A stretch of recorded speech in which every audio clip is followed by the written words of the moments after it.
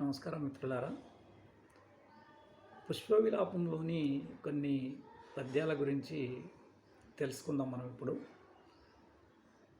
వాటి నేపథ్యం ఏంటంటే, కర్ణశ్రీగా ప్రసిద్ధులైన జంధ్యాల పాపయ్య శాస్త్రి గారు రచించిన ఖండకావ్యంలోని ఒక కవితాఖండం పేరు పుష్పవిలాపము.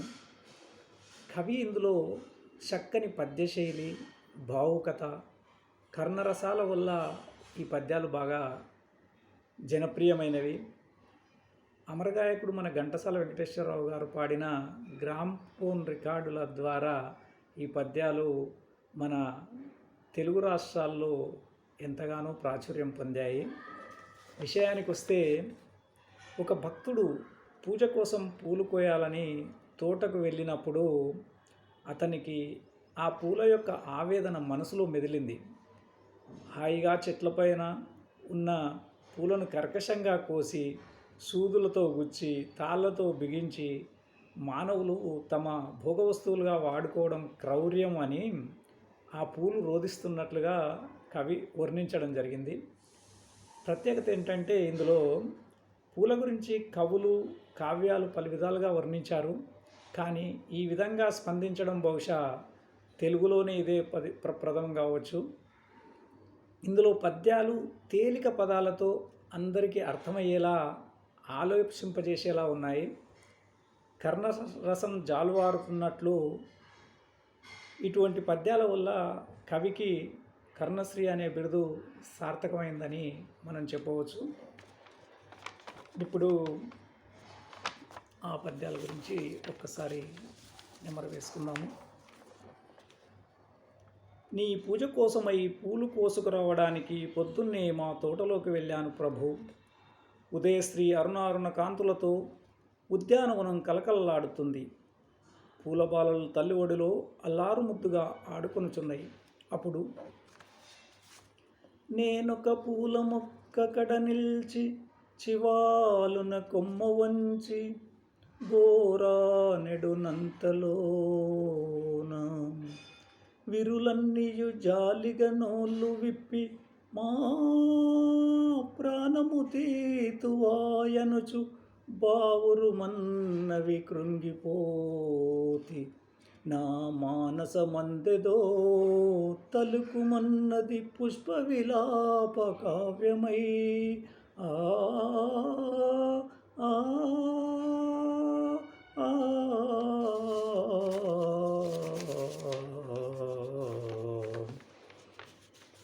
అంతలో ఒక సన్నజాజి కన్నె సన్నని గొంతుకతో నన్ను చూచి ఇలా అన్నది ప్రభు. ఆయువు గల్గు 4 గడియల్ కనిపెంచిన తల్లి తీవ, జాతీయత దిద్ది తీర్తుము తతీయకరమ్ములలోన స్వేచ్ఛమై నూయలలూగుచున్ మురియుచుందుము ఆయువు ధీరినంతనే.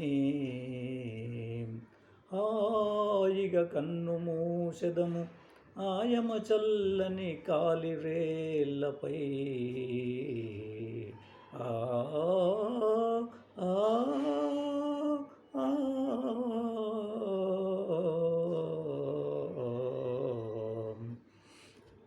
ఎందుకయ్యా మా స్వేచ్ఛా జీవితానికి అడ్డు వచ్చావు? నీకు మేము ఏమి అపకారం చేశాము? గాలిని గౌరవింతుము సుగంధము పూసి, సమాశ్రయించు బృంగాలకు విందు చేసదము కన్మని తేనెలు. మిమ్ము బోంట్ల నేత్రాలకు హాయిగోర్తుము, స్వతంత్రుల మమ్ముల స్వార్థ బుద్ధితో తాలుము త్రుంపబోవకుము. తల్లికి బిడ్డకు వేరు సేతువే. ఇంతలో ఒక గులాబీ బాల కోపంతో ముఖమంతా ఎర్రబడి ఇలా అంది ప్రభు. ఊలు దారాలతో గొంతు కురి బిగించి, గుండెలో నుండి సూదులు గుచ్చి గ్రూర్చి, ముడుచుకొందురు ముచ్చట ముడుల మమ్ము అకట. దయలేని వారు మీ ఆడవారు. పాపం మీరు దయాదాక్షిణ్యాలు గల మానవులు కాబోలు. మా వెలలేని ముగ్ధ సుకుమార సుగంధమరంద మాధురీ జీవితమెల్ల మీకై త్యజించి కృషించి నశించిపోయే. మా వెలలేని ముగ్ధ సుకుమార సుగంధమరంద మాధురీ జీవితమెల్ల మీకై త్యజించి కృషించి నశించిపోయే. యవ్వనమెల్ల కొల్లగని ఆపై చీపురు తోడ చిమ్మి మమ్మావల పారబోతురు గదా. నరజాతికి నీతియున్నదా? ఓయ్ మానవుడా, బుద్ధదేవుని భూమిలో పుట్టినావు. సహజమగు ప్రేమ నీలోన సత్యనేమి. హంతమును హత్య చేసేటి హంతకుండా మైల పడిపోయెనోయిని మనుజ జన్మ